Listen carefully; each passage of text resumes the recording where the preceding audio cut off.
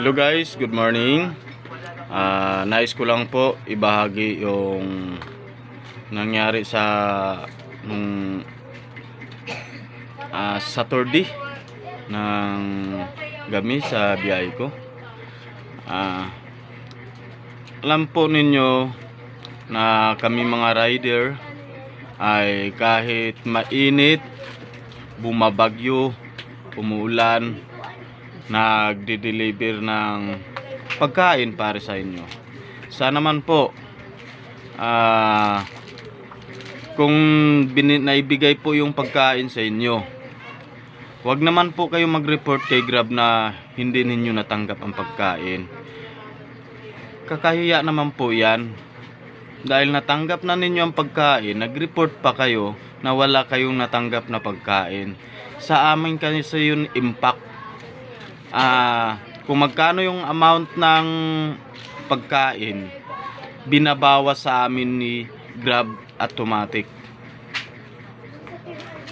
Sana man po sa nakapanood po, kasi first time ko nagkaganyan sa tagal ko sa food rider.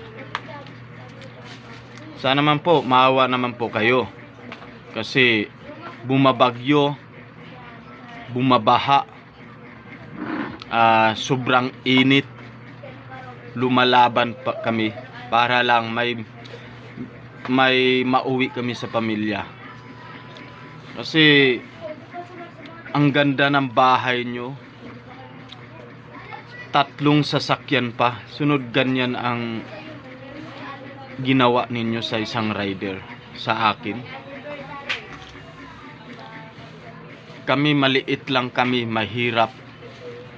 Dapat naman po patas po kayo. Kasi kung naranasan ninyo po na magbiyahe na napakainit, minsan nahihilo kami dahil sa sobrang init, sumasakit yung ulo namin, para lang maihatid sa inyo yung pagkain. Sunod ganyan po ang gagawin ninyo. Parehas naman po tayo,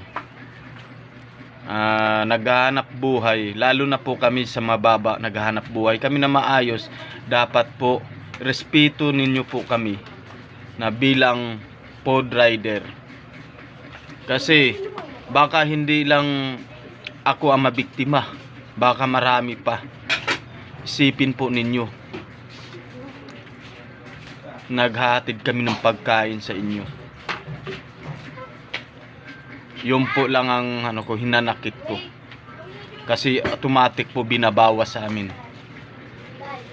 Grab fee yun, bayad na yun. Pag nagsinungaling ka kay Grab, automatic sa amin yun, magtitik si Grab. Nakikita namin kung anong booking yung nangyayari. Sunod, ngayon tinitingnan ko, 3 sasakyan pa yung nasa labas.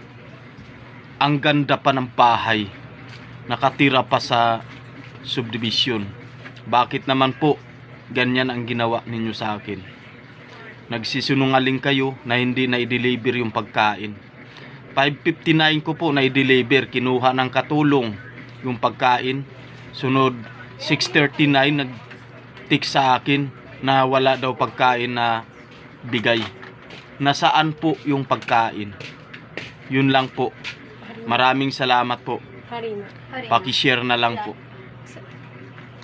First time po nangyayari sa akin na may ganyan nagsisinungaling na customer. Maraming salamat po sa lahat ng mga customer na mababait, manawain. Kasi sa daming customer po, hindi talaga lahat na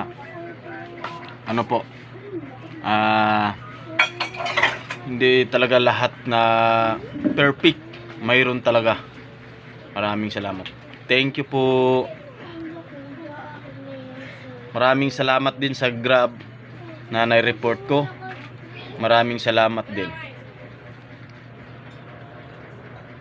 Thank you po. Sana maibalik yung aking pera. Thank you.